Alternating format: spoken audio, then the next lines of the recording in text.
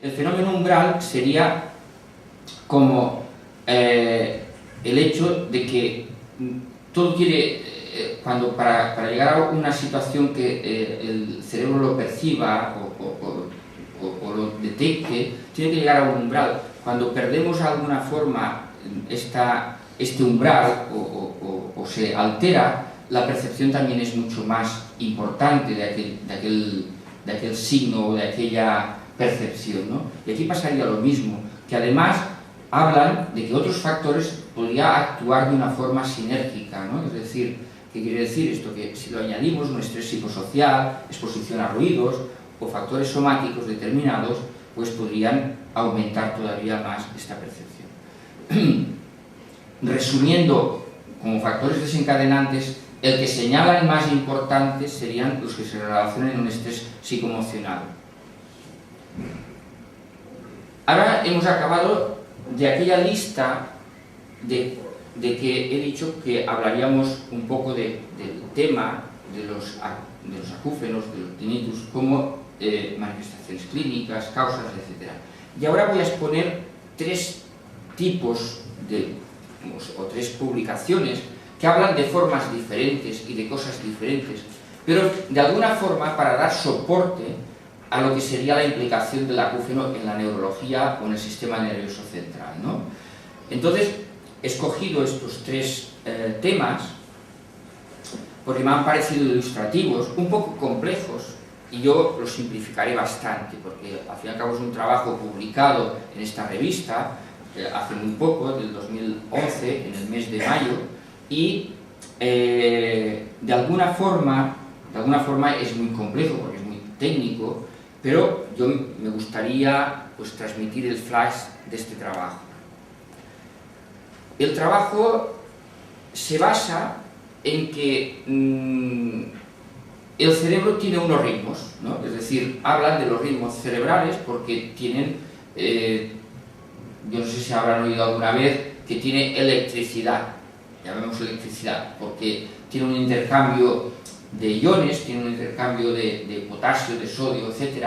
Y esto hace que se transmita como una corriente, ¿no? Entonces, para no entrar en detalles muy científicos, pues podríamos decir que las neuronas se transmiten de una en otra en forma de corriente eléctrica.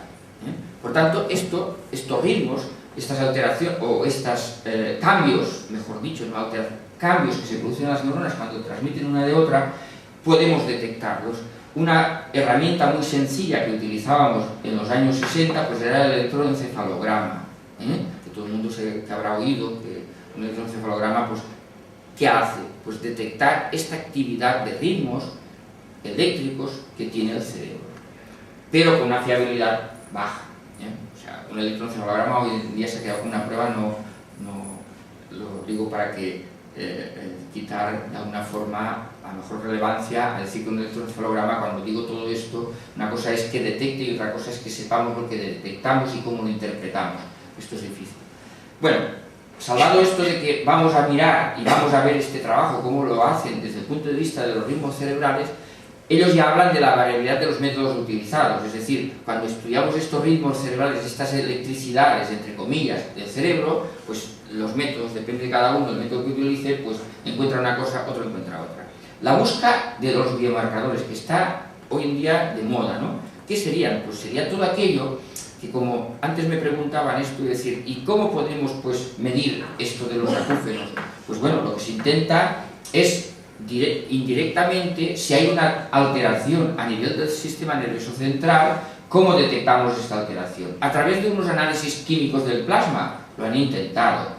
A través de una resonancia magnética funcional. ¿Qué es la resonancia magnética? Esto también les debe sonar, la resonancia magnética. La resonancia magnética pues, es aquello que es como un TAC, lo se hace con ondas magnéticas, y sale la estructura del cerebro, y podemos ver si hay un tumor, si hay una hemorragia, etcétera, etcétera. Pero funcional, cuando le añadimos funcional, quiere decir que de alguna forma detectamos también la función a través de otros mecanismos tecnológicos. Y la electrofisiología sería esta cuestión del electroencefalograma, pero luego veremos más sofisticado cómo lo han hecho estos señores de una forma más sofisticada. Por tanto, en esto en los párrafos en verde que digo, la investigación de los ritmos cerebrales se ha situado en paralelo con el desarrollo de las herramientas computacionales. ¿Qué quiere decir? Si el electroencefalograma lo teníamos como una herramienta que he dicho pobre, se nos ha quedado pobre, ¿qué utilizamos ahora? Utilizamos herramientas que podamos computar. El ordenador, como tengo este ordenador aquí delante, pues también se utiliza en medicina ordenadores para detectar todo esto, ¿no? Lo que antes lo percibíamos así sobre un gráfico en papel, que es el electroencefalograma simple, pues ahora lo podemos buscar a través de otras maneras, ¿no? Entonces, se analiza en este trabajo, buscan esta relación de la dinámica oscilatoria, es decir, las neuronas, está claro, no están paradas, las neuronas son activas y por tanto tienen una capacidad oscilatoria con análisis del tiempo y la frecuencia, es decir, una frecuencia de electricidad más alta o menos alta y en el tiempo también varía, por tanto tiene una oscilación muy dinámica el cerebro desde el punto de vista, entre comillas, de corriente, diríamos, para que nos entendamos.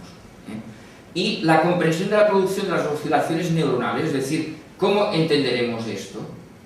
¿Cómo entenderemos o cómo interpretaremos estos cambios, ¿no?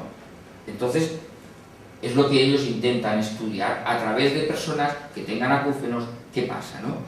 Por tanto, ellos parten de que la generación anormal de la activación neuronal recurrente, hemos dicho que las neuronas de alguna forma se interpreta que tendrán una activación diferente, los que tengan acúfenos de los que no tengan acúfenos. Y esto dará como lugar, pues, a unos ritmos, como, digamos, como epifenómenos, es decir, sobresale después una interpretación que se dice, estos ritmos anormales salen, sobre todo, a nivel del tálamo cortical. El tálamo es una estructura que también, volviendo un poco a hacer un poco de gesticulación en cuanto a cómo está el cerebro, si el cerebro es la capa de aquí, que hemos dicho antes, que está como la corteza de una naranja, el tálamo es un núcleo, o sea, una redondita, como una pequeña avellanita, en la cual hay un grupo de neuronas muy importante. Es un centralizador de muchas cosas, es un modulador de muchas cosas, desde el dolor, de inputs, digamos, de sonido, etcétera, etcétera. Pues esto es lo que intentan ellos hacer, ¿no? Entonces, yo he hecho este diagrama en el cual, si vemos, esto está hecho por mí para simplificarlo, lo que ellos intentaban hacer en este trabajo, ¿no? Es decir, tenemos los ritmos, los ritmos cerebrales y las herramientas computacionales que he dicho antes, he hecho referencia. Entonces ellos cogen esto, sabiendo que hay estos ritmos cerebrales a nivel de esta electricidad, pues, y cogiendo lo que hoy tenemos las computadoras, por decirlo de alguna manera, hacemos un estudio dinámico, en este espacio de tiempo y frecuencia, de esta situación de electricidad. Y entonces hacen el análisis y ven las oscilaciones neuronales que puede haber. Entonces, ellos encuentran que, y tampoco intento que esto lo entiendan, pero sí que quiero que les quede grabado una cosita solamente, porque así por lo menos se vayan con un flash de entendimiento, aquello de decir, uy, aquello es así, ¿no? Y por lo menos solamente esto me gustaría que supieran, o que entendieran. Estas zonas, las zonas estas, son las zonas que están en verde y rojo, serían zonas de esta actividad que ellos llaman beta y alfa, sería como dos tipos de corriente, para que nos entendamos, ¿eh? Entonces, la registran en estas zonas, y entonces ellos lo hacen en sujetos normales, esto sería en una población normal, ¿eh? Y este trabajo no lo hacen con acúfenos, me he olvidado de decirlo, pero lo hacen con otras enfermedades. Pero ellos, dentro del programa, hablan de que esto lo van a hacer en gente con acúfenos, porque se considera que estas alteraciones más psicopatológicas o más de tipo psiquiátrico y más de alteraciones, que también hay posibilidades de ritmos, de alteraciones de ritmo, esto no quiere decir que tenga la misma causa un deprimido que un acúfeno, no quiere decir esto, pero sí que parece ser que el trasfondo de un deprimido puede tener trastornos del ritmo que decimos eléctrico.